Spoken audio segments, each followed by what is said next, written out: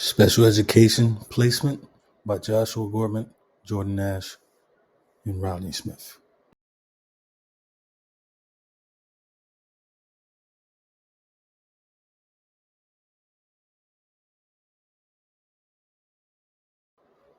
The determination of appropriate educational settings and supports for students with disabilities aiming to provide access to general education curriculum while meeting individual needs.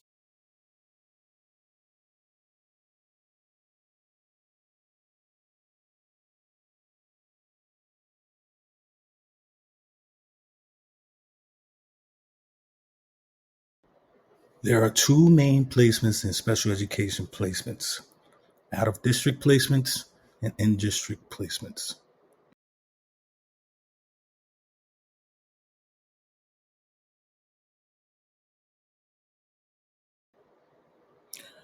These are special education placement, continuum of educational placement, regular classroom with accommodations and modifications, regular classroom with pull-out services, home education options, least restrictive environment, separate schools, and separate classrooms.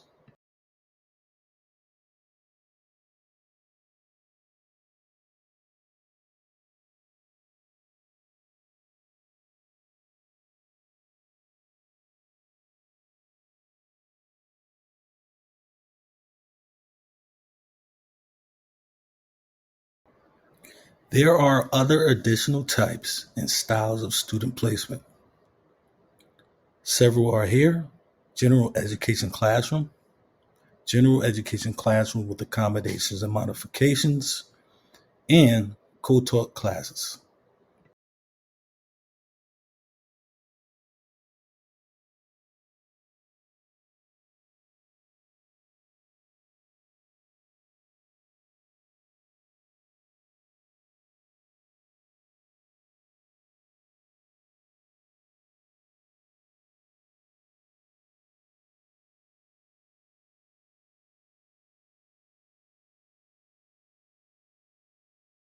Some more additional types of styles of student placement are research pull-out and push-in services and special day classes, mild, moderate, or severe.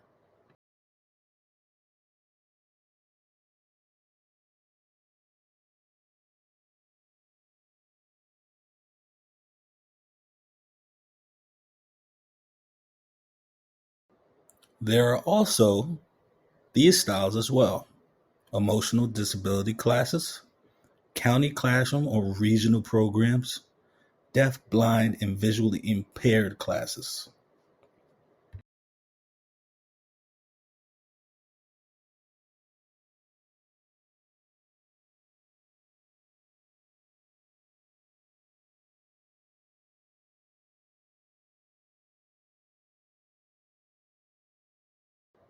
And the last of the programs are non-public school, residential placement, and home and hospital instruction.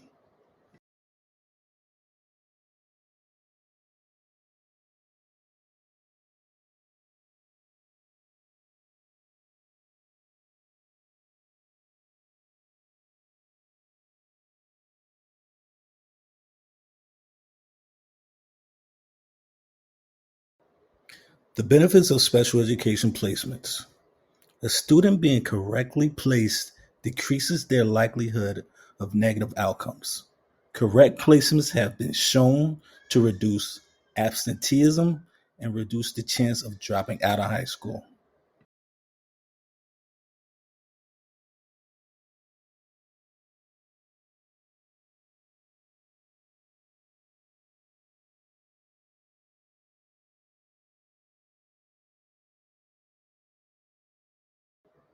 The flaws of special education placements. A student being incorrectly placed can lead to the regression of academic performance, decrease in social emotional well-being, and a decrease in social integration through communication and other life-related skills to become successful in life.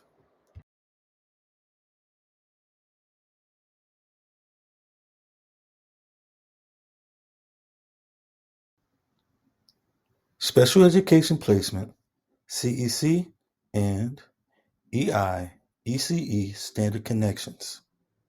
Correct special education placements relates to CEC standards 2, 4, 5, and 6, which covers knowing students on an individual basis and creating a safe and productive learning environment, knowing what a student's strengths and weaknesses are, and their general understanding of curriculum is essential for determining where a student should be placed.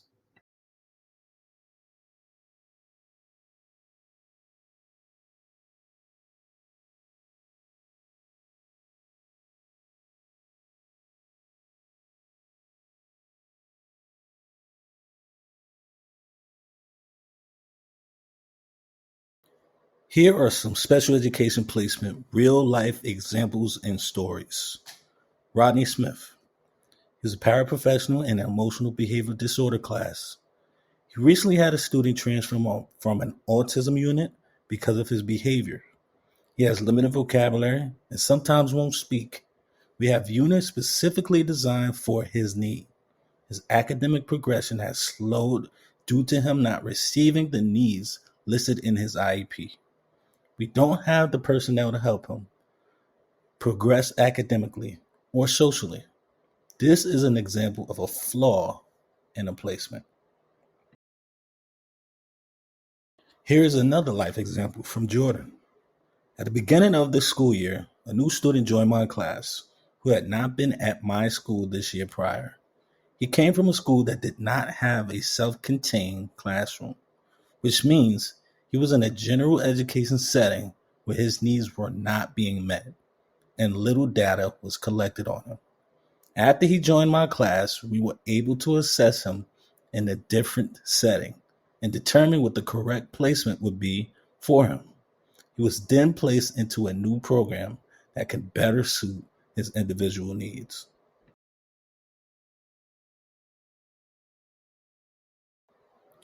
Then there was my story. As a paraprofessional in my third year in education out of 8 years, and currently a special education teacher, I experienced a student who was a part of a flawed and incorrect placement. This student was experiencing severe social and emotional and behavioral needs that were not all being met in general education settings with accommodations. This student was later placed in an in-district program for behavioral needs that I had the opportunity to be placed in with the student as they transitioned and was able to see both sides. She began to succeed and have the needs met that she needed in the in-district behavior program.